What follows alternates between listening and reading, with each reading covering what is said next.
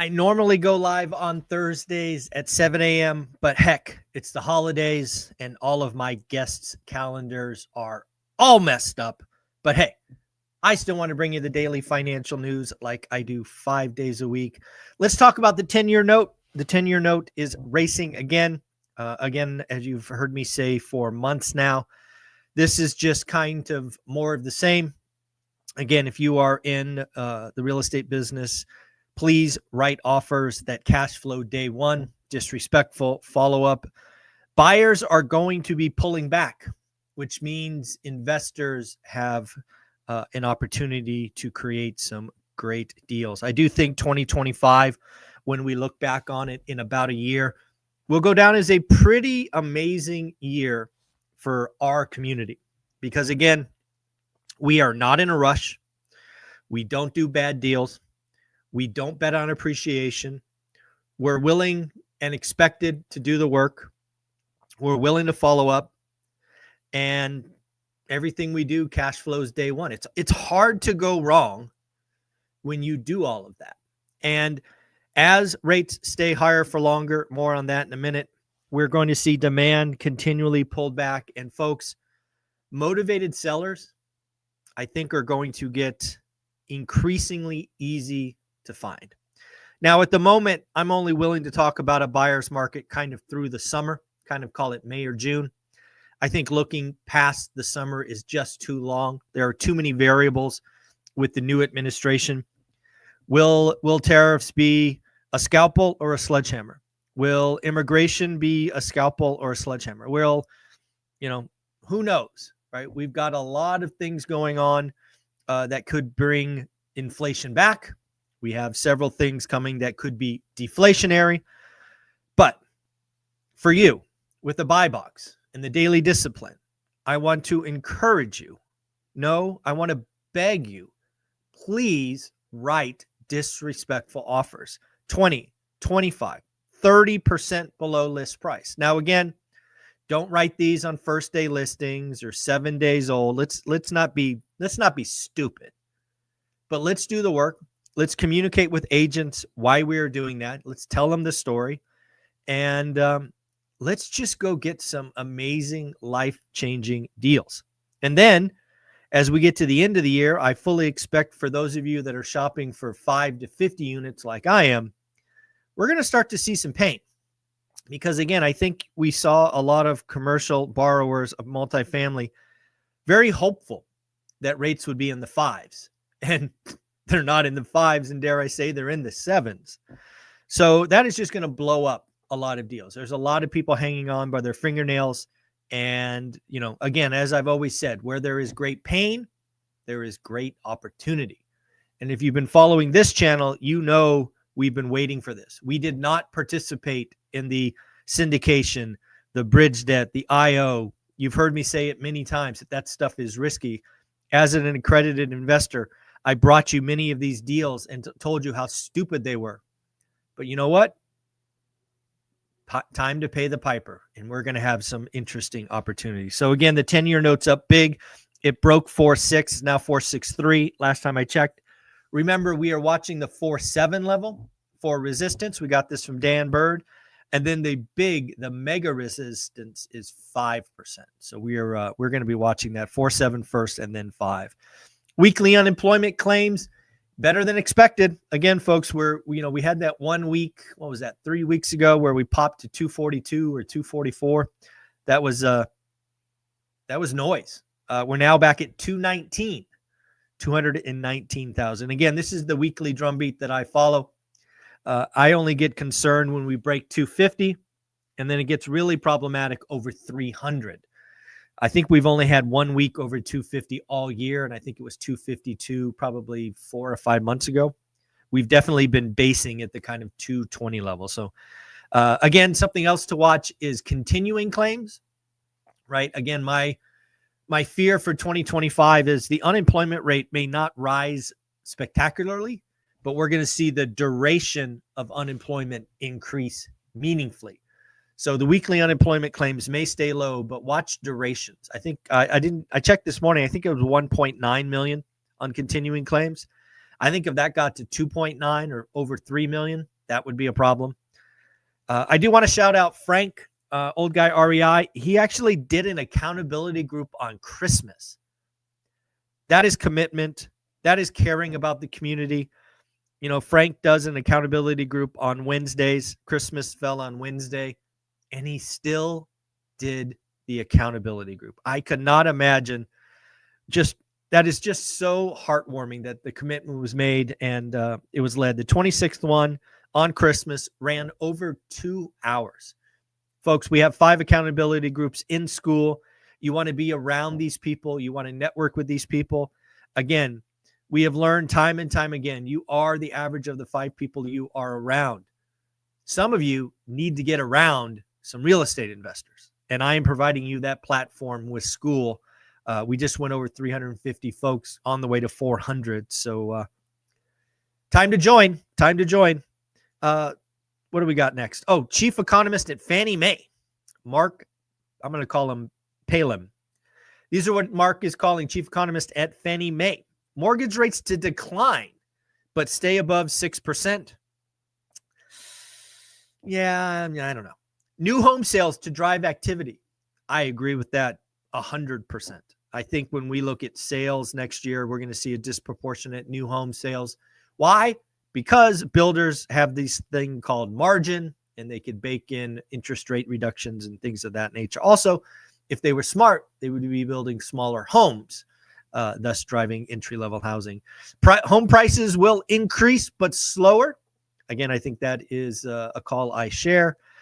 This was an interesting one, and this is like the only way to fix housing, in my opinion. Well, it's obviously it's not the only way. It's just the way we are going to fix housing. Let me say it that way. It will be the way housing is fixed, and why it is so painfully slow. Nominal wage growth to exceed home price growth. That's how this works out. That's why it's going to take 5 to 10 years to unmess up the broken housing market. It is just going to take that long. I read an article from Bankrate. I hadn't read this before, so I thought I would share it with you.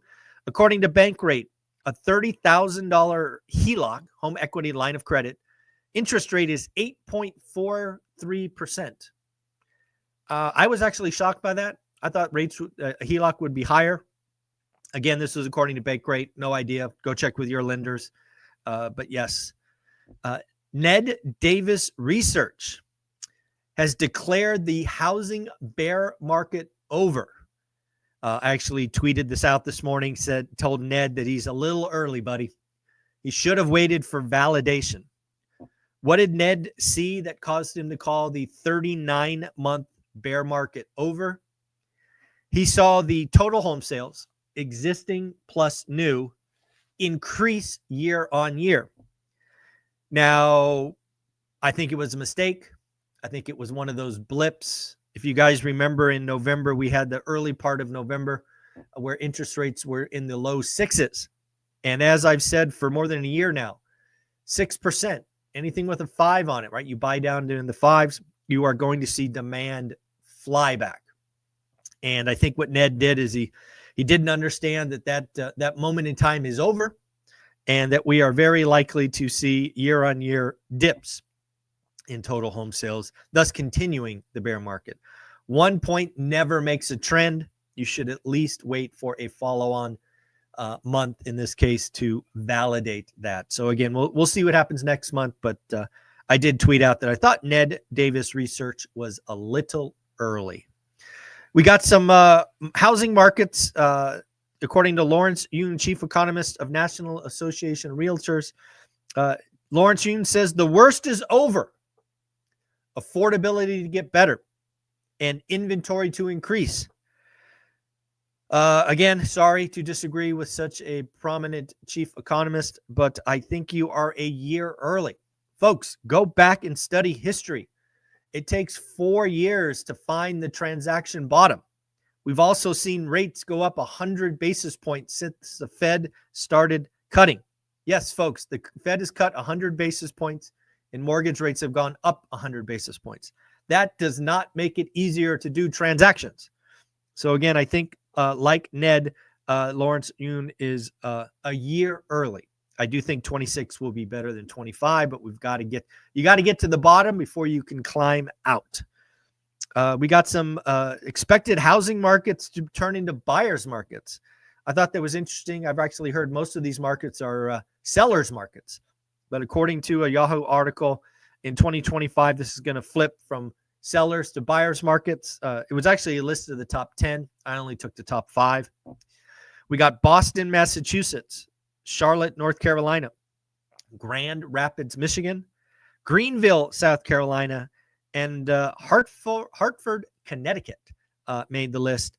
I don't know. The Northeast seems very scarce of supply.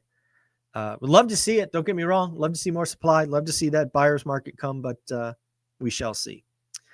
The White House, yes, folks, the White House and the Federal Reserve have warned us that shelter inflation is going to continue for next year. This was actually pretty interesting because, as I've shared with you in years past, I thought the shelter inflation would roll off much, much faster.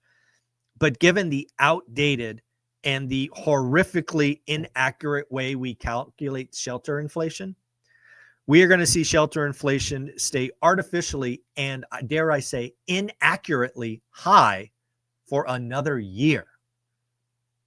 Think about that. You're misreporting shelter inflation knowingly for another year. How stupid is that? Shelter inflation did peak at 8.3%. Today it's being reported at 4.8%. But you and I know when we look at apartment.com and other measures on rent, it's actually flat to down in apartments.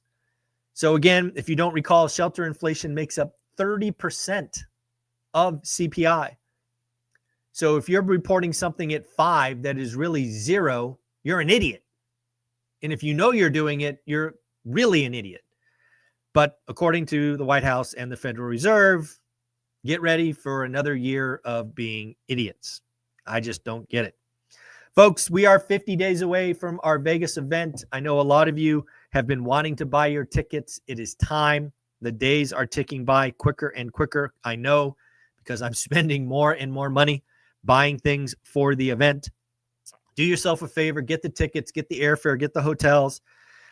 Feel free to stay at any hotel or casino that you like. We are off strip. You will take an Uber or rent a car to get there.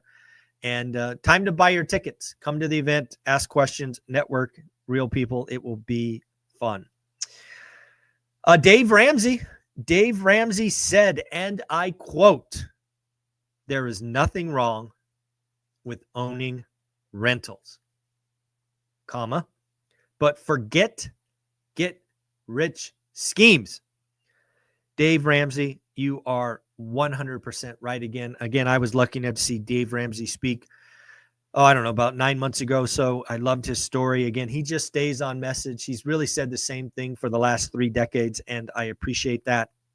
Again, folks, you got Dave Ramsey's permission. Nothing wrong with owning rentals, but forget the get-rich-quick schemes. Last thing we'll talk about is I just saw that the big banks are suing the Federal Reserve. This ought to be a fun thing. They're actually suing them over their annual stress tests. Apparently, the stress tests fail short of the intended goals and actually create unintended consequences. And the biggest banks have had enough. And then lastly, folks, as a little kudo to joining school, I do want to let you know on Monday, you are going to have the opportunity to interact with Brian Adamson. Brian Adamson and I have been going through some Bible verses and tying them together with today's economy. Brian and I will be doing that live inside school. You can join, you can listen, you can participate, ask questions, bring your favorite, whatever you want to do. It's on the calendar. The link is there. You will be reminded ahead of time. Again, I like to try to find one millionaire a week to go in school, and then I go live once a month, plus all the education and networking and the like. So join school, buy your tickets to Vegas. It is time. Take care. Have an amazing day. Later.